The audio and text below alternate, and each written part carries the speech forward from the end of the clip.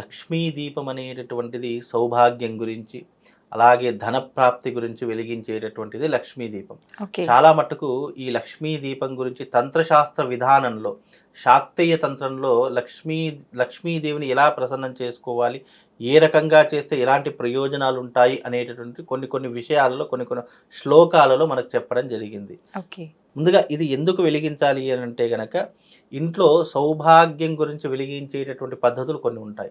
అలాగే మన ఇంట్లో ఉన్నటువంటి ఆర్థిక పరమైనటువంటి ఇబ్బందులు తొలగించుకోవడానికి, ధనప్రాప్తిని కలిగించుకోవడానికి, అప్పుల బాధ నుంచి దూరం కావడానికి ఇది ఈ లక్ష్మీ దీపం చాలామంది వెలిగిస్తే, నార్త్ ఇండియన్ సైడ్ ఈ శ్రావణ మాసం వచ్చింది అని అంటే గనక వాళ్ళందరూ కూడా వెలిగిస్తుంటారు. అంటే నార్త్ ఇండియన్స్ ఏంటంటే మనం అమావాస్య నుంచి అమావాస్య వరకు నెల రోజుల పాటు లెక్క పెట్టుకుంటాము. ఓకే. కానీ నార్త్ ఇండియన్ సైడ్ వారు ఏం చేస్తారంటే పౌర్ణమి టు పౌర్ణమి రోజు నెల రోజుల పాటుగా తీసుకుంటారు వాళ్ళు. ఓకే. పౌర్ణమి స్టార్ట్ అయ్యింది అంటే మళ్ళీ పౌర్ణమి వచ్చేంత వరకు వాళ్ళు ఏం చేస్తారు అని అంటే గనక ఈ లక్ష్మీ దీపారాధన ఎక్కువగా చేస్తూ నెల ఉంటారు. మొత్తం. నెల మొత్తం చేస్తూ ఉంటారు. ఓకే. నెల రోజుల పాటు చెయ్యలేనటువంటి వాళ్ళు శ్రావణ పౌర్ణిమ రోజున ఈ యొక్క పద్ధతిని చాలా మట్టుకు వినియోగిస్తారు.